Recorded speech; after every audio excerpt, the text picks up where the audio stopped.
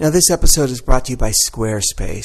Get started with a free trial at squarespace.com with no credit card required. Squarespace recently launched their latest version, Squarespace 7, which has a completely redesigned interface, new templates, and an incredible new feature called cover pages. Making a website has never been easier. Now, when you're ready to purchase a plan, get 10% off with the offer code RU. That's squarespace.com, offer code RU. Now, this episode is brought to you by Bevel, the first and only shaving system for men with coarse, curly hair. Clinically proven to reduce and prevent razor bumps. 4 out of 5 men reported reduced razor bumps, discoloration, and irritation. Designed from the ground up to give a smooth, bump-free shave. Now, they sent me a Bevel kit, and I got to tell you, it's gorgeous. I loved it. It would make a great gift. Even the unboxing was spectacular because it was beautiful. Now, if you want to get a Bevel shaving kit, go to getbevel.com today. Use the code RU, R-U, to get 20% off your first month.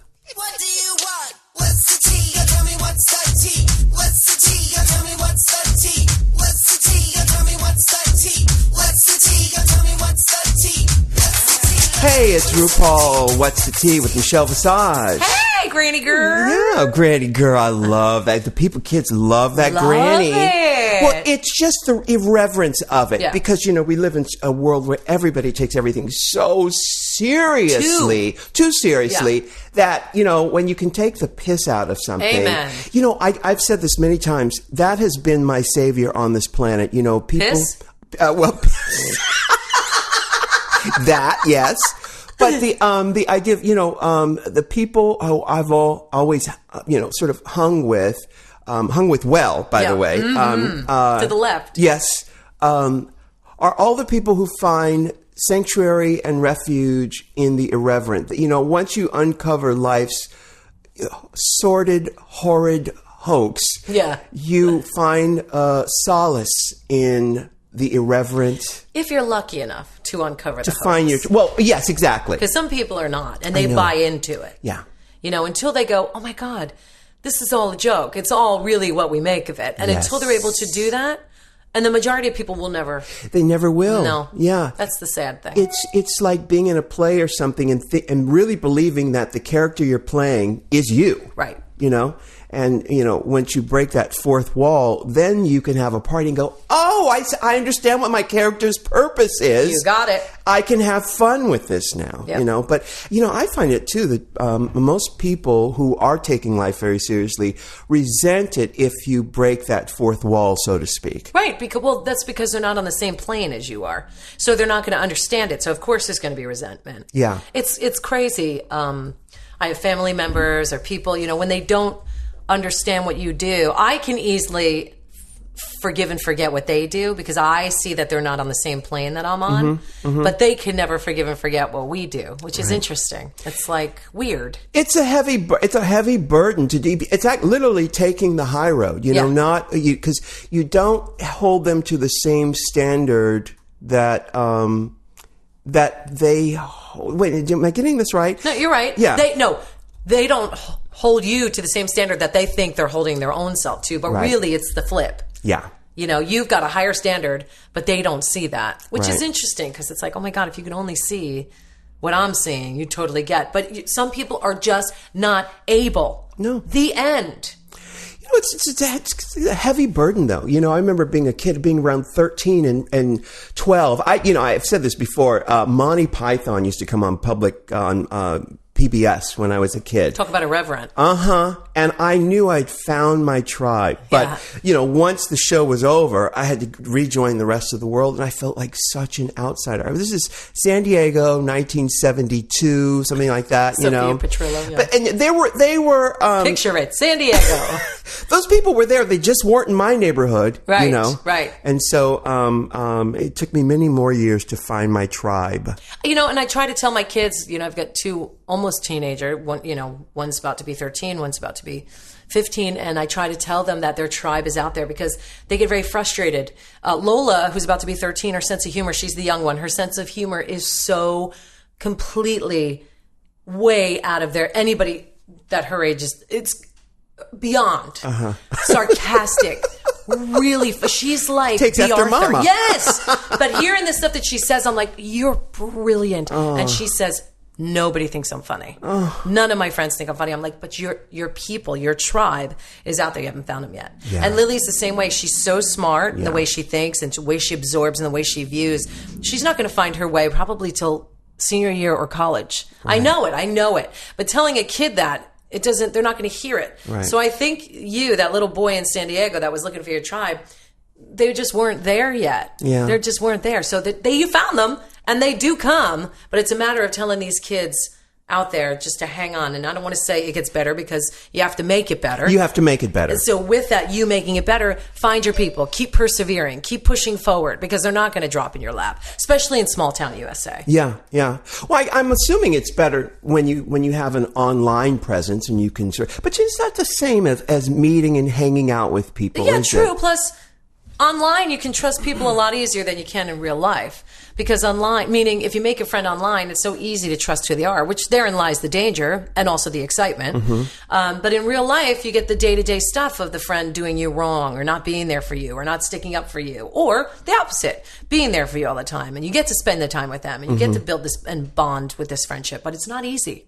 When I went to School of Performing Arts in Atlanta was the first time I really found my tribe. And because it was, because they were theater gays. They were the theater, darling, theater, and they were, of course, they were familiar with playing a role and then taking the role off and deconstructing a persona, and so the idea of breaking that fourth wall wasn't foreign to them, right? So it was, oh my God, it was so much fun. Didn't go to one class other than my theater classes. That's because that's where you lived. Yeah. I was at Erewhon last night getting some food, right? And they sell food at Erewhon? They do sell food. Really good food. Food you should try. I know. And I was online getting something, a drink or something, and this sweet boy walks up to me and he says, "Are you Michelle Visage?" And I said, "I am." And I looked like mother, just came from the track, worked out. And he said, "I love you, and my best friend, she loves you so much. Can I take a picture?" And I said, "Not looking like this." He said, "Can I hug you?" I said, "Absolutely." And I hate saying no to pictures, but you know what I know. All you need is one on Instagram. Oh, yeah. Right. So he said, "I go to high school with your daughter, Lily." And I go, "You do?" Adorable. I said, "But you're older, you're a senior, yeah?" He's like, "Yeah." So he introduced himself. And I said, "Lily is looking for some gays. Can you please find her?" And he's like, "Absolutely, I'll reach out to her." Oh, great. Yeah, because she's looking and she can't find it. She wears her RuPaul's Drag Race t-shirt, Michelle Visage t-shirt. She's like, "Mom, no, nobody gets it. I went to the LGBT meeting and it's like a lesbian meeting." I go, "Okay, there's nothing wrong with that." She goes, "But it was like fake lesbians." I go, "What do you mean?" She goes, "I think it was more allies, but it was all girls." And like I the said, group tattoo. But right, fake lesbians, Yeah. right? Yeah. Because I'm all about supporting lesbians. And I said to her, and she's like, "No, but it's not. It's like those people who are like, I'm pansexual. I love everything and everyone." And she's like, I want to be there for the community. I want to support. I want to do good things. I want to campaign." I was like, "Go, Billie Jean! Yeah, go!" yeah, yeah. So this one little gay is going to reach out to her, but like you said, finding your tribe. All she wants is a gay in high school. She's not able to do theater because she's a jock. So she has to pick Wait a and minute. choose. If you're a jock, you can't do theater? No, because she's also a gifted student, so the classes coincide. Right. And they don't make any leeway for gifted kids. They make leeway for the other kids, not the gifted kids. You only get X amount of classes, this amount of time, this time of the day. Right. Would she ever consider switching over to just straight up theater? Not until she gets a scholarship into college. Oh, right, because she'll get a scholarship with the track and field. And an incredible hurdler. Right. That's her ticket into Columbia. Well, it's funny. It's a funny analogy. The fact that she's a hurdler and she's facing some sort of brick walls when it comes to finding her tribe. Yep. She's got to jump over those brick walls. She do, and she will. She's getting better, and it's amazing to watch. And all the kids out there that are listening, it's a matter of just pushing through and pushing. And there's days where she is a miserable, miserable human being. It's about pushing through. Oh, trust me. I still have those days, by the way. We all do. Yeah. We all do. It's just, I was never as bitchy as she is. Never. Really? Never. As a kid? No. Never. What do you think it is? What is it? hormones. She got really slammed with hormones. Yeah. Really slammed. I was always really Wait steady. a minute, how can you get slammed? It's not the same for everybody? No. Every woman especially gets bombarded differently when they go through their first psychological change. Yes, in their life. Yeah. So they all get it differently. I always remained the same. Yeah.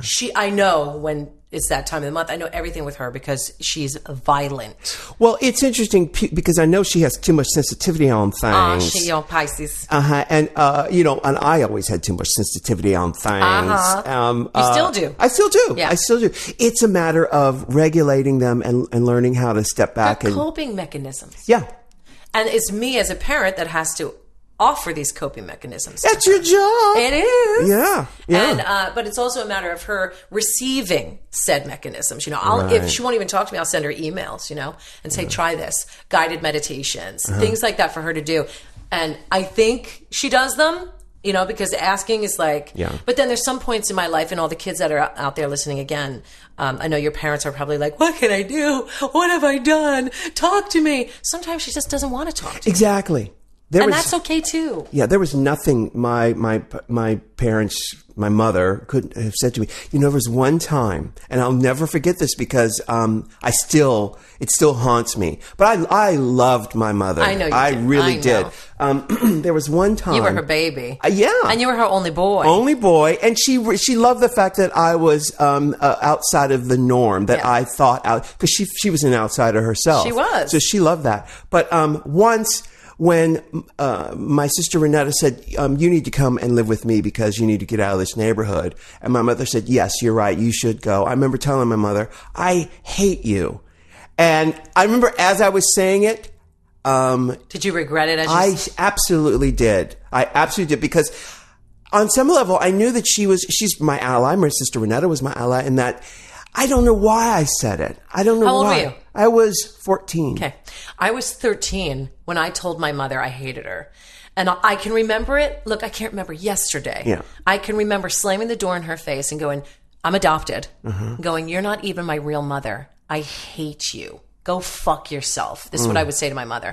And being a mother now, I'm like, oh, okay, that's just what my daughter's doing what I did. But it's like, that hurts. Yeah. And being on both ends. And I remember when I said that to my mother and the look in her eye. And after I said it, I was like crying in my room and mostly crying because why the hell did I say that to her? Did you ever apologize? I don't remember the apology. I remember the hurt. I remember hurting her. Yeah, me too. Yeah. So obviously that stuck with us. Because it doesn't feel good when we do it. No, I knew that I did not really feel that. I was frustrated. I was afraid of the change. Yeah, of course you don't hate her. No. And she was doing it because she loves you. Absolutely. So she wanted you in a better place. Trust me, it was the best thing that ever happened to me. It was the best thing. It was like my bar mitzvah. It was time for me to become a man. To become a man and to move on from where I was because I was going nowhere quickly. Yeah. And it was the beginning, really, of my life as a man. It really was. I probably said that to my mother because she wouldn't buy me Guess jeans or something. Well, she deserved it. Yes, absolutely. How dare you? I was terrible to my mother. But I made up for it when I got older and realized what a twat I'd been to my mother. I've been an awful, awful, wretched daughter at times. Mostly my mouth. I was always followed curfew, and if I couldn't, I called. I was always good with that, but I was a wretched git with my mouth. Terrible to her. Awful. And I got hit for a long time. My father and my mother would hit me. Spanking was to the point where I didn't care. And then when I got to be about 16 and they tried to raise their hand to me, I said, you touch me, I'm calling the cops. Go ahead. Do it. Baiting her. And that's where it stopped. They were like, oh shit. Yeah. She's too smart. Oh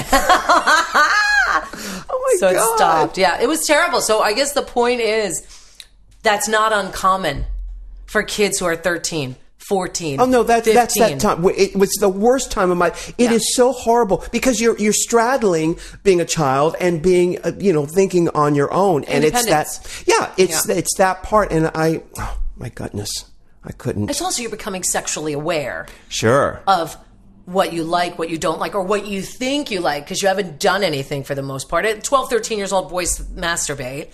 But for the most part, depends what circle you run with. I've had boys in my neighborhood that probably had sex by 13. I knew girls that had sex at 13. Right. I I didn't even kiss a boy until that summer going into 9th grade.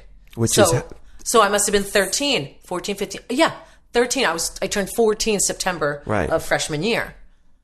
Well, it's just interesting too that, you know, and I know a lot of people get upset about this, but it's get upset at nature. It's not me. You know, nature has people who are 12 they're sexually there. You know, there was a girl in my school. She had a baby at 12. Okay. That's probably rape. Yeah. Well, she had a baby at 12. So she must have been 11 or something. Okay. That's when she had the baby. Not okay. But the truth of the matter is, if the human body is prepared for sex and reproducing at that point, well, you're menstruating, so you were made well, then, then a person who is that age should know about the sexual, the ins and outs, and pardon my pun, of sexuality. You should know about your body. You should know how to check in with yourself and say, is this something I want to do? But they don't teach kids that. They don't teach that. That's why I'm all about sex education in school. Absolutely. Young. Yeah. My daughter, they start now like 5th grade. And, which is how old? 5th grade is 6. 11. No, 11. 11 years old, because 4th grade's 10. 6 years old would be kindergarten. Yes, you're right. 5. That's a little too soon. Yeah. Here's your building blocks. That's a vulva. Yeah. That right there is a scrotum. Right. But, you know, in a way, why not? Yeah. In a way, because, you know, there are people who I'm all for it. I'm all for it. Yeah. If there are people who grow up with parents who are very comfortable with their body, there are people who grow up who hear their parents in the other room, you know, getting it on.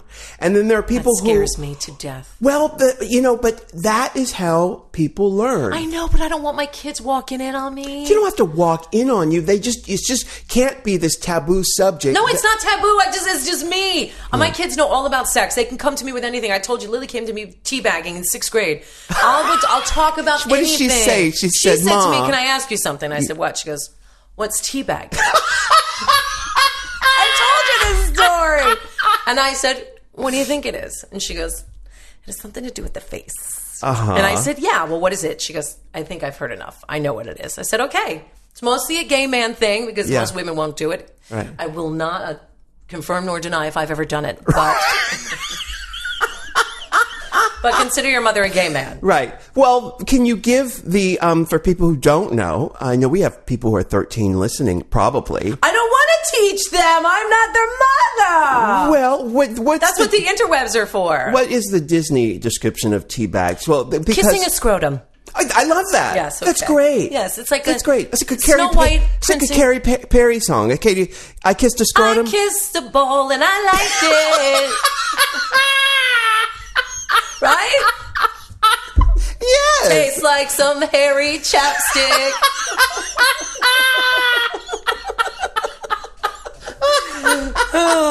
So she comes to me with anything now, and here's the thing about her, and I don't know how you would take it, but she's, for somebody who's not ever kissed a boy, she's very progressive with her writing and her homosexual erotica, because she's a fan fiction writer and she reads a lot of fan fiction. So she knows everything there is to know just through being a cosplayer and being a fan fiction and role player online community. She never even kissed a boy, and she knows just as much as I do about sexual deviations and sexual proclivities and things like that. Well, then she, which is perfect. Yes, I love that. Because she knows it, but she doesn't want to do it. Well, see, there's the intellectualizing something, and then there's the emotional, understanding it on an emotional level, and that's where she has to come up to speed. You're correct. You know, and that's where I knew a lot of this stuff, but on an emotional level as a kid, I wasn't prepared to deal with it. I didn't know where I stood with it on an emotional level. Because you don't know until you do it, which is what I said to her. She wouldn't let me look at what she was writing. She goes, it's homoerotic. I said, listen, all right, you don't have to explain. You're a writer, and that's where she loves to express herself. Write all you want. Be as perverted as you want. I don't care. But understand when it comes to you that you need to respect yourself. You need to respect your body. You need to know what you're doing when you get into this. You're 14. You haven't even kissed a boy. I don't want you going right into all this. And she goes, Mom, I have no interest at all in going there. She said, I'm not even ready for that. So she knows that she's not ready, which is good. But I said to her, but that's until you get your first kiss. And then that feeling of euphoria takes over. And it's like you want everything right now. At least I did. That first time that you get turned on properly, Yeah. is like the world stops. The world stops. You give up And your every ATM. orifice opens. You give up your ATM security code. You Everything. You decide I'm gonna co-sign on a loan for you. We are getting married right now. City Hall. Yes. See, My uterus is on fire. That's right. Yeah. That's so I right. told her that. And just like you said, until you get there emotionally, you don't know until you're there. Well, is the only way to get there emotionally living through it? Is there a way to fast track it? No. No. There's really is not a way because it's with age comes wisdom. Mm-hmm. With life comes wisdom. Wisdom's the great Buddha teacher, isn't it? Yeah, you can't fast track it. And I can't do it for her. There's no app for it, you know. I wish. So I tell you what, we're going to take some letters yay! from our listeners and read them, and we may even do a little cosplay ourselves. Oh, I love some role play. Yeah. RPG with RuPaul What the Tea. All right, so we'll be right back. Before we take some letters, let's take a minute to talk about Bevel. You guys know when I'm getting ready up to drags, all up in drags, I have to shave parts of my body I didn't even know existed. I'm not lying. You know, I need a razor that I can rely on and that's going to give me the best possible shave. So let me tell you about Bevel. They sent this to me and I absolutely love it. It's the first and only shaving system for men with coarse, curly hair, clinically proven to reduce and prevent razor bumps. Now, 4 out of 5 men reported reduced razor bumps, discoloration, and irritation. That's big. That's big. Now, designed from the ground up to give a smooth, bump-free shave, they sent me this Bevel kit, and honey, it is gorgeous. Really, really make a great gift. Even the unboxing, just a spectacular experience. Plus, it's a really great product. Now, to get your Bevel shaving kit, go to getbevel.com. It's just that simple. Use the offer code RU, R-U, to get 20% off your first month. All right, we are back, and we were talking about, just the evolution of humans on this planet. It's the only conversation to have, right? Yeah. When I got into relationships, my first real, I dated a sailor when I was 19. And that's when the first one when you moved out? No, Didn't you do something when you moved out? Yeah. First of all, I moved to Atlanta when I was 15 with my sister. Right. And then for many years, up until the time I was 21, I would go back and forth between San Diego and Atlanta because my brother-in-law's business was selling upscale cars, and I would deliver the cars from Atlanta to San Diego. You would do the driving. I do the driving. And so I traveled across country like over 50 Alone? times. Alone, sometimes with a sister. My sister would caravan behind me, or, we do it several. We got the whole family and friends involved with transporting the cars. Sounds like fun. It was great. It was fantastic. Listening to music. These were Mercedes and Jaguars and Cadillacs. Do you think that's where your love of cars came from? You know what? I love cars before that. Did you? Yeah. I remember being 8 years old, 9 years old, watching the Indianapolis 500. Yeah, a lot of you out there have no idea this is a little piece of Rue that you're getting in on. Rue's got this love of cars and vehicles. And for a long time, I've loved one car since I'm 13 years old. I've had pictures on my wall next to Madonna of a Corvette. I love a Stingray. I just love, and I'm not really a fan. I like classics. I like the classics, the 60s and stuff. But my heart really loves the brand new ones. The ass on the new Corvette is the hottest thing I've seen since Anthony saw mine. Yeah. Your ass is mint. Exactly. Yes. The ass on the Corvette is mint. But I love a split window. I love a Stingray. See, you like a Corvette because of Playboy magazine. Don't lie. I don't know if I saw Corvettes before I saw Playboy. Now, my dad was a big avid Playboy collector, and that's where I learned about tits, and that's where I became obsessed with tits and hot chicks. But with that said, I just absolutely have always loved Corvette, and I can't tell you why. And I told you the story. It was my senior year. My parents said, I'll get you a Corvette if you make honor roll the whole time. And I said, are you kidding me? For me to focus. I had always issues with focusing. I made honor roll first market period, second market period. Third market period rolls around, I got honor roll, and they said, we can't afford a Corvette. So you might want to rethink this. So they said it thinking that I was not going to do it. Yeah. And I did it. So they ended up buying me the Secretary's Corvette, which is the Fiero. Uh-huh. So I had the Fiero, right, with the heartbeats on the window. Was it white or? It was white. Uh-huh. Yeah, of course. Yeah. Of course. It was the 4-speed. That, by the way, if it rained, the whole car would just flip around in the rain. It was horrible. It was like driving a tuna can.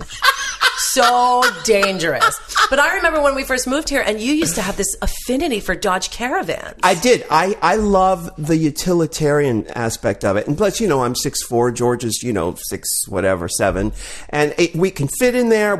I could get 9 people in that thing. There's luxury minivans, though. We've had a Honda Odyssey for years that I love. Yeah. You just loved a driving box. Yeah. The more things you could fit in your Caravan, yeah, the happier you were. Well, I would take all the seats out of the back and put my bicycles back there and stuff. And I actually ended up selling that car to my younger sister, for $1 US. And she still has it. Not even a peso? No pesos. No. Now, what about, do you have any muscle cars? And we're going to get back to the sex stuff. Yes. But I wanted to let you all inside Rue's brain here because he loves cars. What's your muscle car? Are you a Charger? Are you like a GTO? You know what?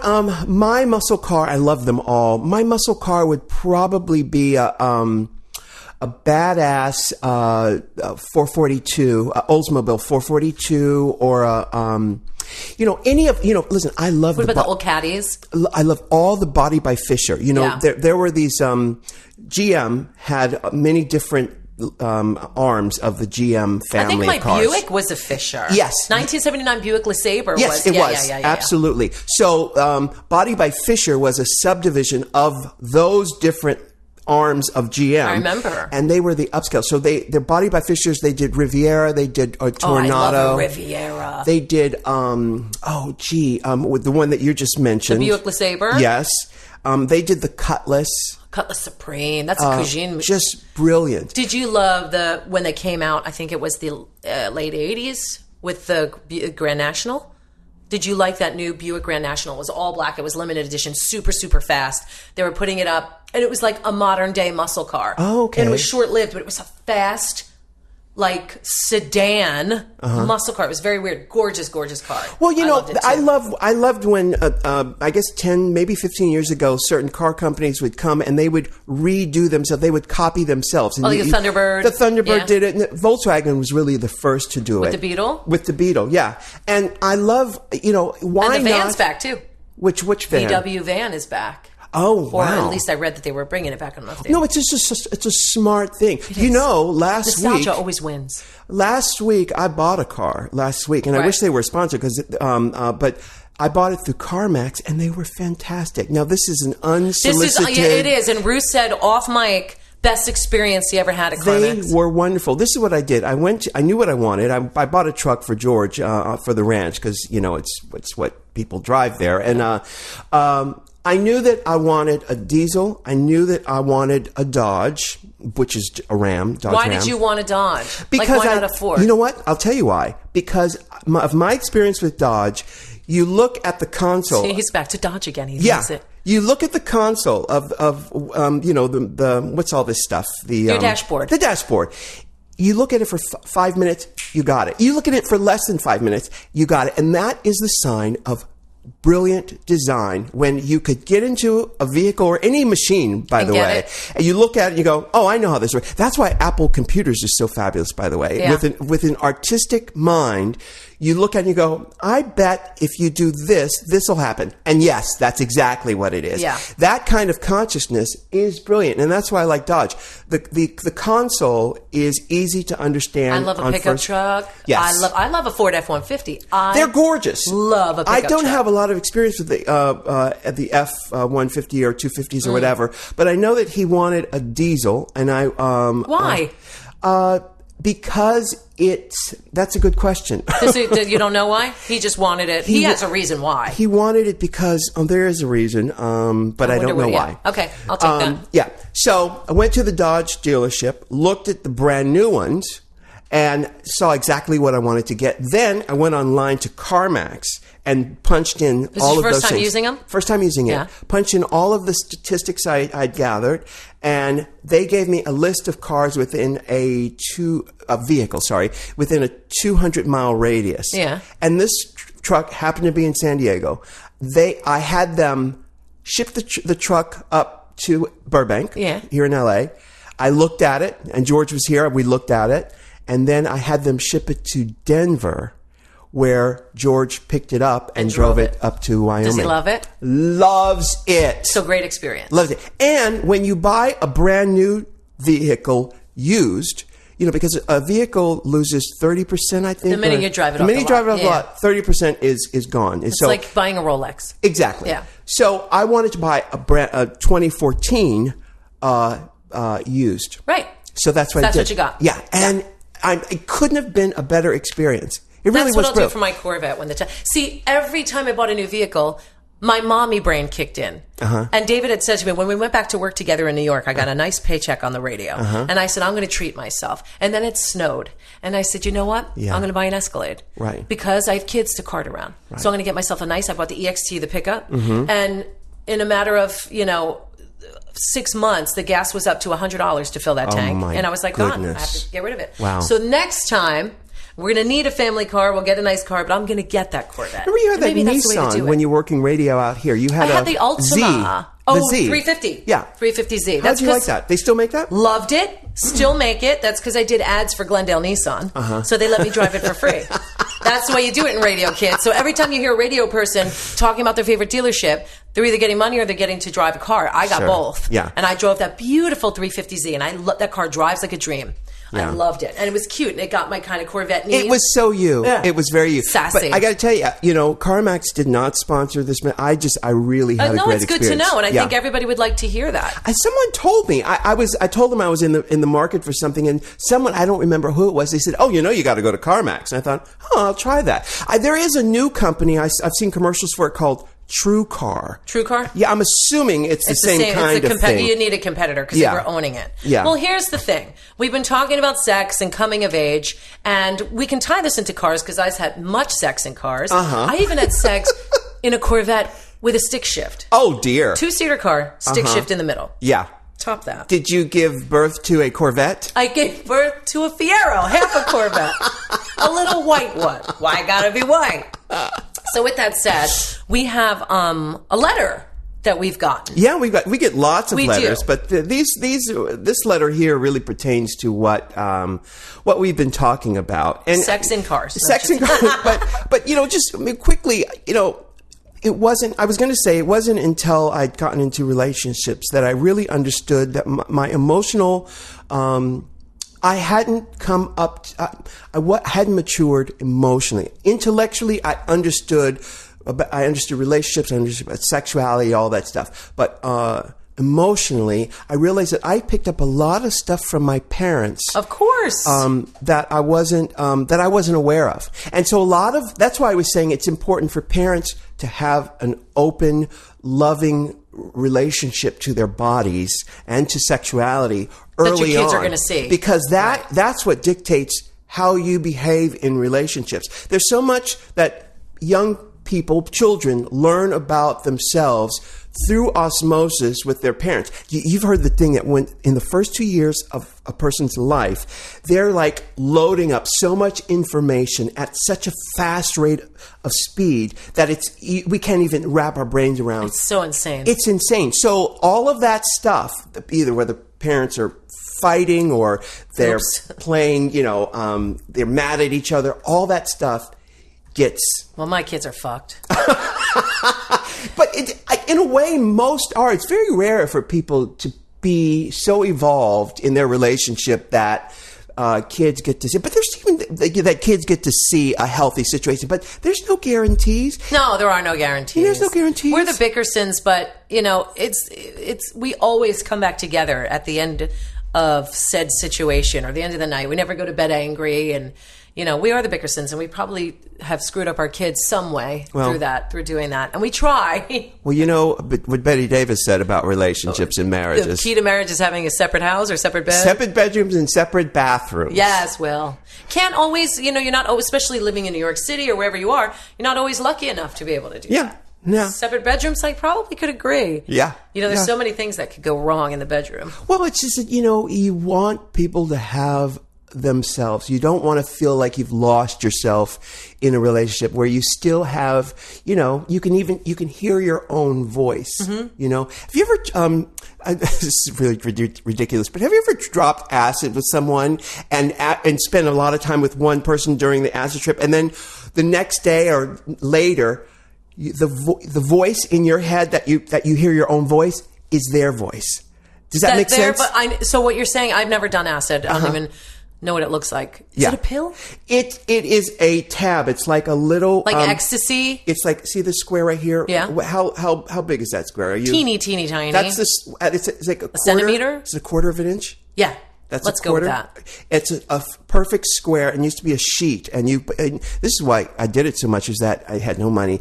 Back then they were $5 a tab. Well, that's cheap. That's really cheap. $5 a tab. And but you used to be able to get a nickel bag of weed.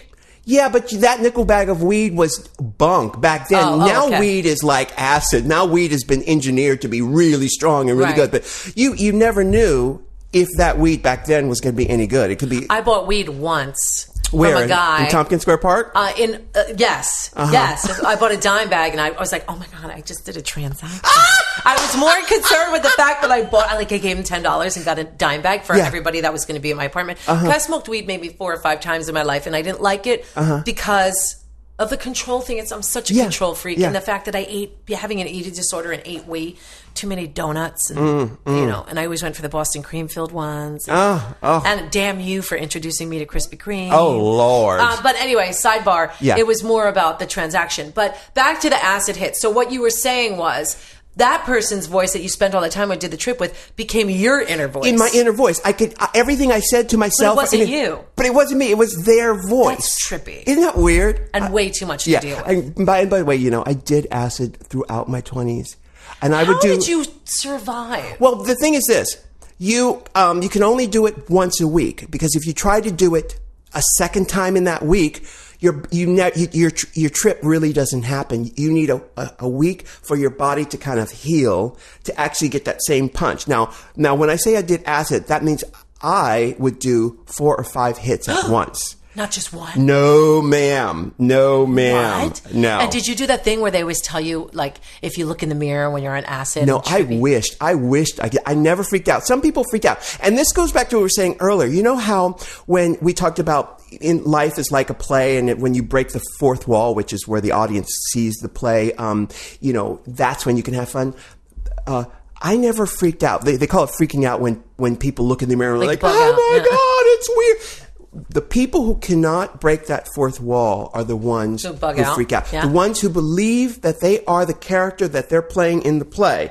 Those are the ones who freak out. I never once thought I am the person in the play. We're speaking in metaphors here, people. I never thought I was the person in the play. But did you ever look in the mirror? Yes. And nothing happened? No. You didn't see like Medusa snakes on your head? No, we wanted, all my friends, we wanted it. We were like, yes, Candyman.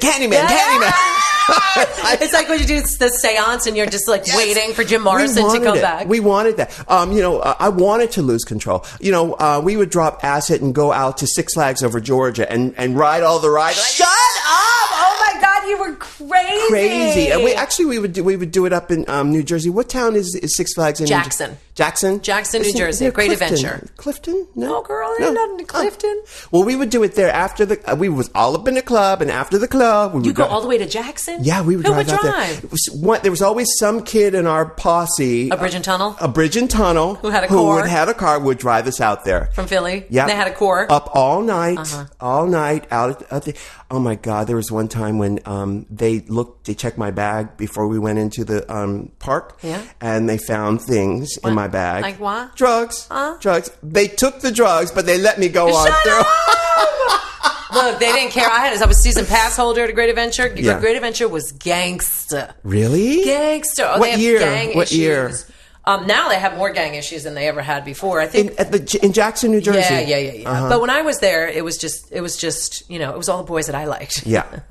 This is my peeps. See, because I was going in like 88, 89. Mine must have been 84, 85, 86 because I was in high school. Mm-hmm. So it was before you. Yeah. And then 88, 89 was fine. It wasn't until like the late 90s, mid to late 90s where they were starting to get gang issues going on there. But then I think they've changed it and it's all good now. But, it became like a turf war down there. Well, I can't do roller coasters anymore because my inner ear, Vertigo? Vertigo. As you get older, there are these bristles, what do they call that? The villi or whatever. Yeah, something. They stiffen as you get older. Like everything else. Like everything else. And rigor mortis in your eardrum. That's exactly it's a perfect analogy. And so you get really dizzy, like vertigo. I can't handle them. You've never been able to? I used to be able to, but then when I had anxiety and I started getting anxiety attacks, when it got so bad, before I did meds, I've been off meds for years now, and I've learned how to deal with my anxiety attacks myself through my own work and stuff, but those would trigger them. Yeah. Anything that brought on a crazy rush would trigger them. So I kind of shied away from them. I've been able to do them more and more now, and I'm enjoying myself and kind of getting my life back. So when I go with my kids, I took them to Disney for the day when my husband wanted to stay home, and I went on everything with them. Space Mountain, Wow. everything. No Splash vertigo, Mountain, no nothing. Nothing. I did really well. So I think it depends on what state I am mentally, and then I go, listen, I can feel when the anxiety is trying to push through, because first thing that I get a trigger is that vertigo. It makes me go, oh, okay. Yeah. I'm going a little sideways. Yeah. Like this conversation is. Now back to the email that we're supposed to read. Okay. So Alex is going to read the email, right? You're going to read it. Alex is here with us. He's our producer. Alex, say hello. Hello. Now, Alex, we have an email here. Are you prepared to read this email? I am prepared. Are you saying we don't have that much time, Alex? Is that what you're giving me? No, I was saying, you want to take a quick break before we go into the email? Oh, yeah, we can do that. Yeah, why not? All right. Yeah, we've got this fantastic email, and we're going to answer it to the best of our ability. So look out. Stay tuned for this. Let's take a second to talk about Squarespace. I love Squarespace.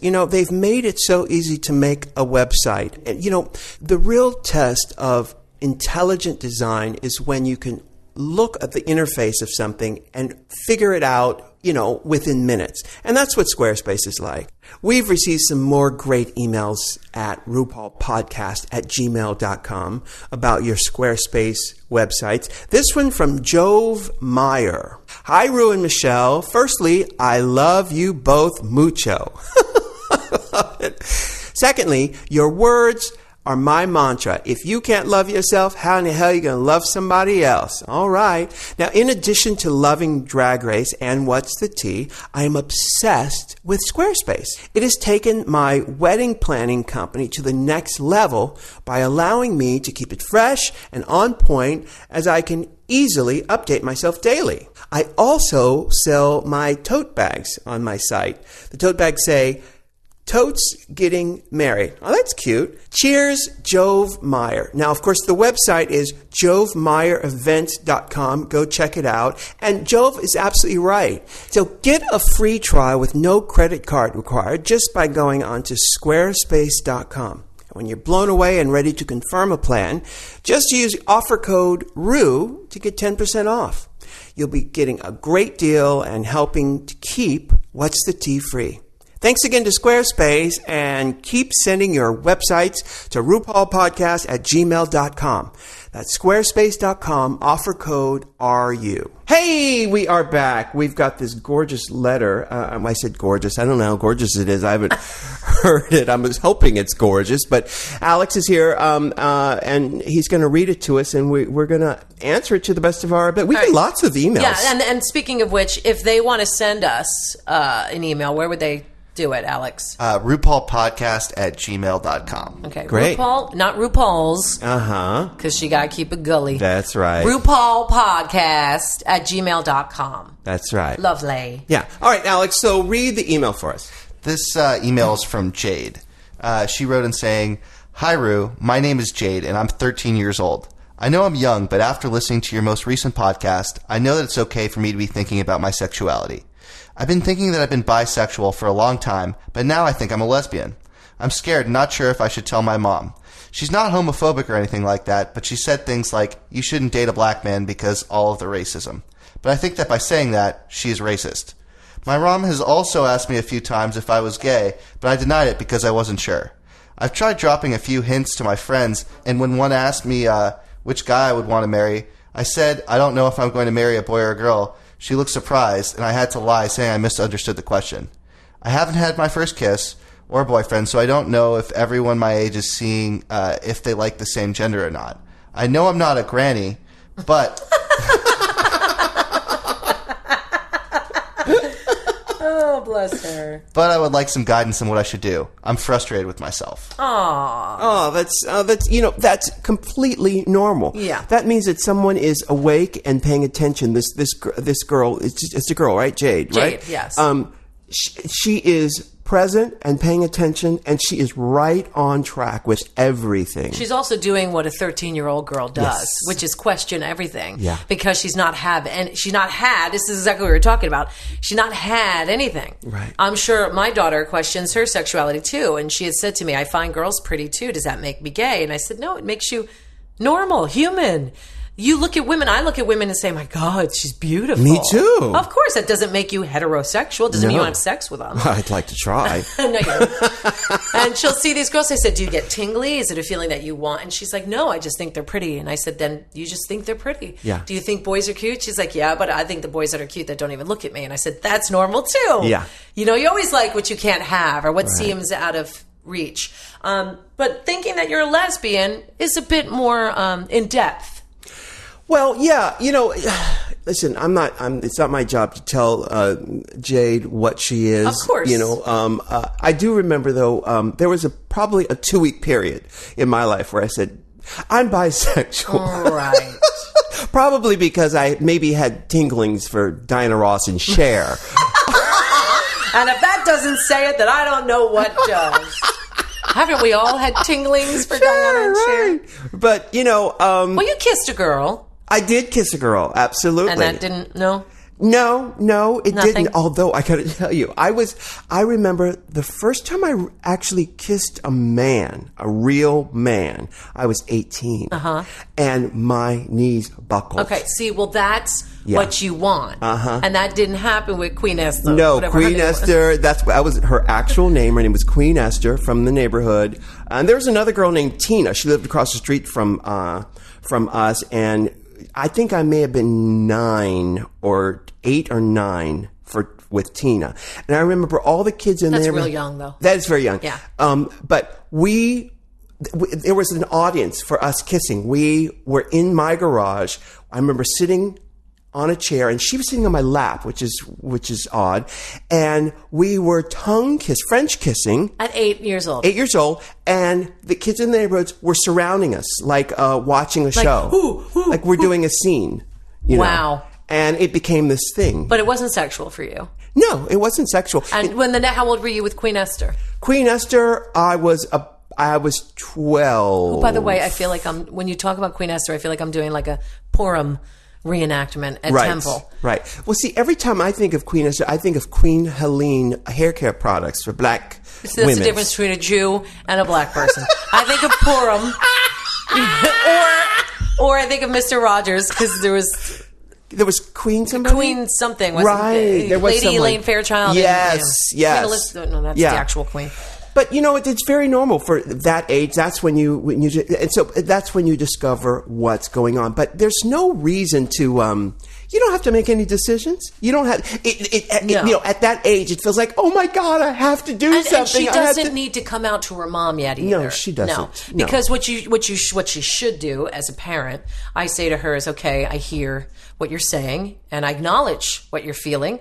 Go with it, though. Yeah. Go with it. See how you feel about it because you're going to grow. You're 13, baby. You might have not met the boy that does it for you. You might not have met the girl that does it for you. No problem with Right. you questioning who you Right. are and who your sexuality is. Yeah. You're going to grow into it, but be open. Be open to everything that comes your way. If a boy asks you out, go on a date. You'll know. Just like Rue kissed the girl. You'll know. Yeah. You'll know if the sparks are there or not. And it might not be that boy. It might be another boy. Go out with a girl, you know? You do not have to tell your mother anything yet. If you have that kind of a relationship and it's open and it's lovely, by all means, do it. If you think it's going to cause a problem and you're a little nervous, then hold back. And you'll know when the time is right. And being a mother, I want to know everything my daughter does. So by all means, tell her when you feel that, because that you really should tell your mother. Well, but it was interesting in Jade's letter where she talked about The racist thing? because that was very telling in what the mother's position was, not the racism thing, which is a whole nother subject which I want to touch on. But it was clear that the mother didn't want the daughter to be in a situation where she felt the mother didn't want her to be in an icky situation. She said, well, I don't want you to do that. She said, well, she's saying because she doesn't want the racism that comes with it. Exactly. But she's right, because I was engaged to a black man and only, solely dated. Was it Don King? Well, that was a long time boxing ago. promoter? Don't tell everybody that. No, it was Al Don Sharpton? Cornelius. I met him after I did Soul Train. Right. Ving Rhymes? Yes, Big Rames, yes. Yeah. Love him. Yes. But parents, you don't want your kid to be in a situation where they have to an easy suffer. target. Yeah. And that's what it is. And that's why I always say, as an ally, most parents, I'm not going to say no, because maybe there are some parents out there, because I have to tell you, if I had a son, I'd probably secretly wish that he was a gay boy. But with that said, no parent wishes their child is gay, right, or trans or anything like that, because they know the life ahead of them is going to be a very tough fight, right, and a very tough road. That doesn't mean that they don't approve of what you're doing. They just, it's not their choice, because they know what the fight is like. Yeah. They've seen it, they experience it. So that's what I think she's talking about with the mother. That is. And having grown up being in a lot of interracial relationships, it's tough. I lost friends because of it. I got shit screamed at me walking down the street. Even in New York City, the most progressive city in the world, I used to get stuff yelled. The white boys hated the fact that I was with black boys. The black girls hated the fact that I was with a black boy. You can't win. And all I wanted to do was marry my fiance. I was just in love with this man. I didn't see color. So I think that's what the mother is saying. Sure. So it makes me feel like the mother would be open to it eventually. She just doesn't wish for that for her kid. There's one time we were all playing we were playing Spotlight down in Florida, and George's mother was with us, and my family was down there too. We used to have a place down there, and Spotlight is like 20 questions where you sit in a chair. You actually first, one person leaves the room where they can't hear, and then we, the group, decide we're going to make him a refrigerator. We're going to make him a refrigerator. So he comes back, sits in a chair, and asks, am I a person? Right. And then we say no. And we can only answer yes or no, right? Well, there was one time where George was struggling with what he was. I think we made him a jockey or something like that, or a horse or something.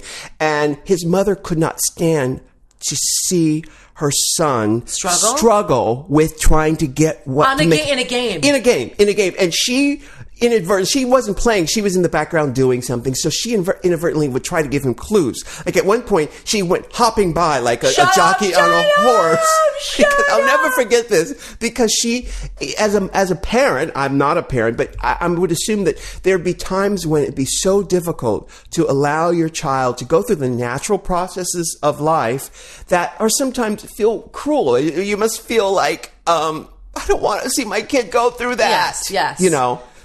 And I get it, but you can't always protect. But that's where the mother's coming from. She's coming from that place of, honey, it's so much easier if you just do this. Yes. And, pick black, white, or gray. Don't go with magenta. Right. It's just easier that way. So I think that's where she's coming from. But Jade, it's okay that you're struggling, sweetie. It's okay that you don't know what it is exactly, the label you want to put on yourself. I don't think you need your label. No. Ditch the label. Yeah. Enjoy your life. You're 13. It will become clear. Jade's going to be fine, because Jade is smart. Yeah, she's smart. Jade is smart. Jade is on top of it. And whatever Jade wants in this life, Jade will have. Amen. Yeah, you got it, baby. Well, Rue, it looks like we also got another really great letter as well. Oh, good. That was really well acted. This has been really fun. This is from Adam. Adam wrote, "Hey Mama Ru and Auntie Michelle, I love your show. It's amazing. Is there anything you're not amazing at? I was listening to your advice about losing your virginity, and I want your advice. I just turned 30 and I'm still a virgin. I'm a very tall, overweight gay man who casually does drag. At first I was afraid because I had some bad experiences that were not consensual, so I'm sometimes really uncomfortable having people touch me. Now that I'm older, sometimes I think I'm just too old to lose it. I would really love your opinion about what I should do. Would it be weird to get a hooker? Is it wrong to lose your virginity to a hooker? At what point should I just give up and just get cats? Love the show, Adam." Oh, that's sweet. It is sweet. And my God, you go first. Yeah, I say get yourself a professional who knows how to work that shit. I agree. Baby. You know, because also the dynamics are already set up when you're dealing with a professional. There's a set amount of time and what is expected. It takes all the guesswork out of what you need to do and just get it out of your system. Just get it done. Get it out of your system. It doesn't mean that you have to go, you have to go. There are many things you can do. You don't have to go all the way. It doesn't have to be penetration. Doesn't have to be. He didn't. His name is Alan. Adam doesn't even have to take all his clothes off. No. Just have the professional take everything off and just have fun. But don't be ashamed. And I hate the fact that, there's been some improprieties in his background. Yeah, and he should talk to somebody and work on that. Absolutely. That's a very good point. But I think, no, it's not too late. And I think that he It's should. never too late, Adam. No, it's fabulous. And we're all, look, we support the sex workers and we're all about it. These are people that really know what they're doing and they know how to do what they're doing. And you find somebody that suits you, that makes you feel comfortable and, can work with you. I think of all these films that I've seen, where people were older and they've hired somebody for somebody on their way out. And there was that movie called Sessions with the girl from Girls Just Want to Have Fun. Yes, and there was of course I would name that one and not Mad for You. No, but then I was thinking Academy Award winning actress, and I go to Girls Just Want to Have Fun. What's her name? Helen Hunt. Yes. Girls Just Want to Have Fun. Of course. So do aliens. I was thinking of Kathleen Turner and Psycho. Yeah. What was that called? China Blue. What was her name? It was I forget. Of the Heart. Crimes of Passion. Yeah, Crimes of Passion. One of my favorite movies ever. Yeah. But that was a little crazy. You don't want to end like that. No, but not with like that said, I think there's absolutely nothing wrong with you getting the services and be clean about it and be smart about it. Yeah. And, you do not have to turn to the feline friends. Right. Meanwhile, I just want, and you can if you want, but meanwhile, I just want to say, years ago, I knew a professional in Atlanta, and she was older. She was a madam. She said, Ru, anyone could be a prostitute, because there's always something for someone. Does that make sense? What I'm saying is, Adam describes himself as an overweight, tall, cross-dresser. I got to tell you, I'm kind of a chubby chaser myself. There's something for everyone.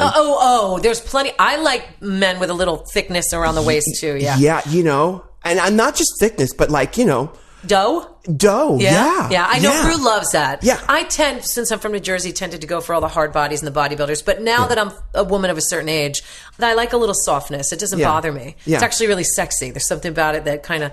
But you also like it when there's a little bit of a dumbness attached to it too. Well, I like a lot of different things. Yes, but I know you like a little bit of that. Hey, Ru, how you doing? Oh, I know who you're talking about. Yeah, there's a few. There was somebody we used to work with who was like that was just one, but you like a few like that. I do. Listen, yeah.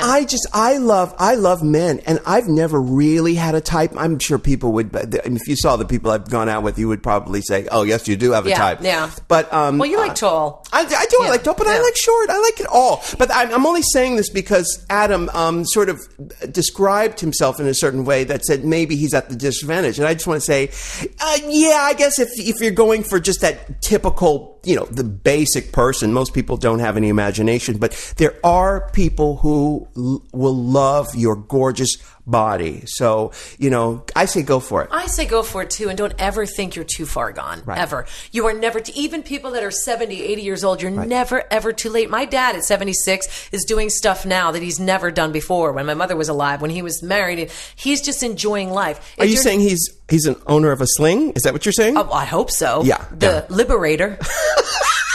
I bought it from my Sky Mall. I want people out there to know that it's never ever too late. Today is your day. Yeah. Carpe diem, make it last. Tomorrow may never come. It's about living in the moment. It's about consciousness, and you have to really expand on that. So go for it, baby. Adam, live your life. Live your life. Get your life, Adam. You better get your life. Okay. You better sissy that walk. Now, before we go, I just want to say, as I've gotten older, and I'm going to ask this to you, Michelle, have the people you see, men out there, okay, I'm going to break it down. Okay. Mopping is stealing. Are you mopping and stealing? Are older men, like really older men, getting sexy to you? What do you mean really older? I'm talking, do you ever see like a 70-year-old? No. No. See, you're still not old enough. I'm though. 46. Yeah. And for me, I can see men in their 50s now, and a really good-looking, maybe 60-year-old that's really in shape and fit and handsome. But I was when I met the little gay boy at the Erewhon the other night. He was having dinner with his father. Yeah. And I said, I'm sorry I didn't take a picture with your son. I just look like this. And he goes, a beautiful woman's a beautiful woman. And he was like a sexy man in his, and I was like, oh. Hi, Dad. But I realized at that point, older men bring something really legit to the table. Yeah. They see through all that bullshit that we worried about for so many years. Mm-hmm. He's looking at me with no makeup and sweatpants. Cute, really cute. Really? Who would play him? No, I'm talking about my pants. They were really cute. You know who would play him? Stanley Tucci. Only with a little salt and pepper hair. Oh, I love Stanley Tucci. Yeah. And he was kind of like darker skinned, white boy, but like tanned from the California sun. Yeah, nice. Like good looking. Yeah. And I was like, oh, hey, all right, Dylan's dad. Yeah. Well, that's the thing is that as you get old, as I've gotten older, older men. I get it. Yeah. I'm not at the 70s yet. I'm just starting the AARP. Starting. Listen, 70 isn't what it used to be. No, I know I'm with you. Thanks to the advances of Cher and Goldie Hawn. And Priscilla Presley. And those, 70 is not what it used to. No. It's not my mother's 70. No, and I'm not judging at all. But I can tell you, for me, 50s and older 50s, high 50s, I've seen some really good looking silver foxes that I'm like, I see your upper 50 and I raise you 70. I'll see you 70 and raise you. Oh dear. I don't know. Methuselah. Okay. Methuselah. All right. Well, there you have it, kids. I hope that helped somebody out there. If not, I mean, we had fun. Actual granny chasers. Yes. That's what you're becoming, an actual granny chaser. I'm becoming an actual granny chaser. You reap what you sow, you're manifesting. Well, you live long enough on this planet, and all roads lead to grannies. Yes, if you're lucky. If you're lucky. Amen. All right, kids, until next time. Bye. Can I get an amen? Can I get an amen? If you can't love yourself, how in the hell you gonna love somebody else? Can I get an amen? And don't forget to subscribe on iTunes. If you can't love yourself, how in the hell you gonna love somebody else? Amen.